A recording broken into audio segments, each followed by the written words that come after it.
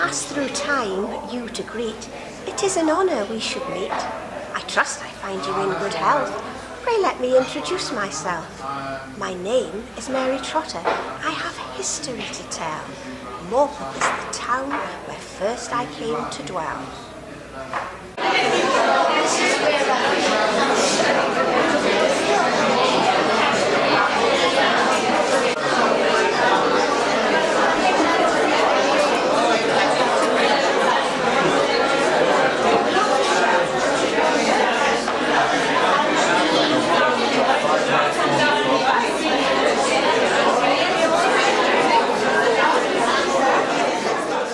Hello, I'm Kit Johnson from Morpeth.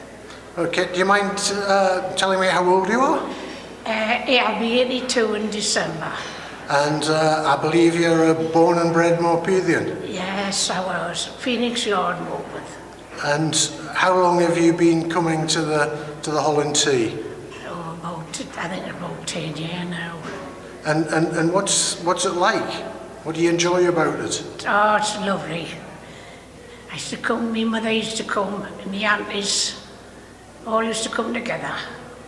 And I suppose you'll meet up with a lot of other fellow Morpethians. Oh yes, I've got my friend here with us today, just 94.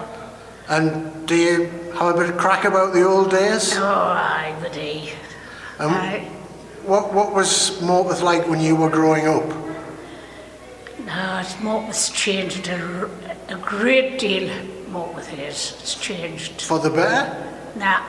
No? I don't think so. There's not many strangers in Morpeth now. Yeah. I don't hardly. I could be standing in front of the town hall for about a quarter of an hour, and I never see a soul. But I'm there. No? Nah. And what was the atmosphere like as you grew up in Morpeth? Oh, everybody spoke to you. You knew everybody then. You didn't know nobody knew. No? Nah. And was it a happy place to grow up in? Aye, it was. Good morning, I am Andrew Tebbutt. I'm the Secretary of the Mary Hollon Annuity and Relief in Need Trust, commonly known as the Mary Hollon Trust, and I have been the Company Secretary since 2010. I believe that the charity is one of the oldest in Morpeth. Can you tell us a little bit about the story behind it? Yes, indeed.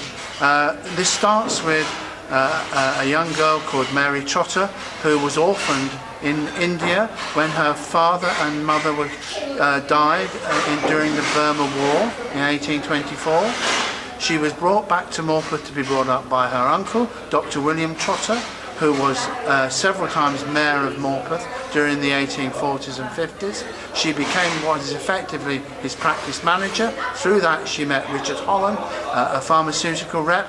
They fell in love, they married. She went off to live in York. He became Lord Mayor of York in 1864.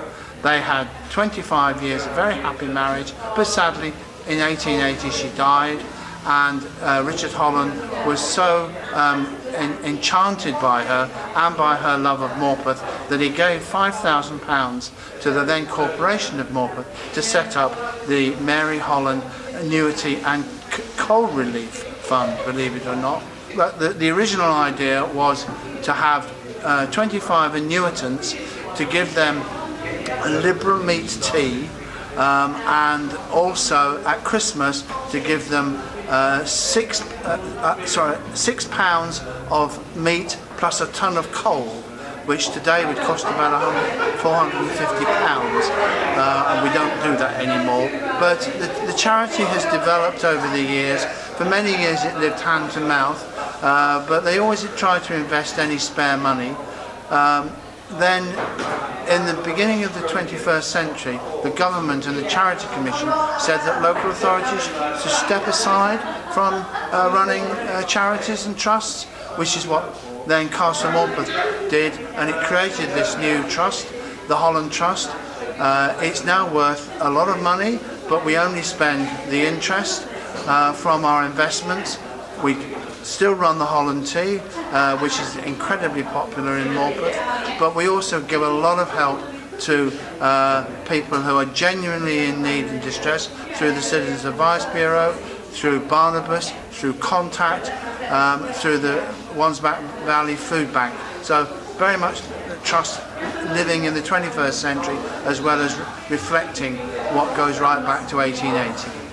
So is it the case that the work that the Trust does is as important now as it was back when that first £5,000 was given by Richard Hollon? I think it is. I'm not sure that the tea is particularly relevant in today's world, but it is lovely to be able to treat people from Morpeth who've been residents for a long time to at least one annual event for them. But more importantly, there is still quite a lot of poverty, and indeed there's quite a lot of distress around in Morpeth. So yes, it's as relevant today as it's always been. And how many annuitants are there today?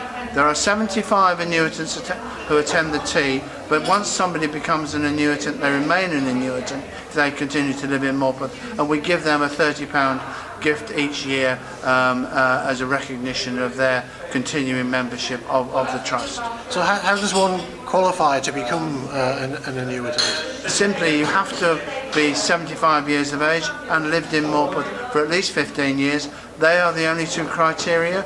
We then tend to allocate vacancies on the basis not first come served, who is the oldest, but then who's applied. At the moment, we actually have no waiting list at all. It's the first time since I've been involved that we've had no waiting list. And what's the sort of reaction, the general reaction that you get from people who attend the tea? They absolutely love it. They can't wait, and they well, as you can see outside, Terry, they arrive very, very early. The first person was here at 12:10. Yet they're only asked to come for 1 o'clock.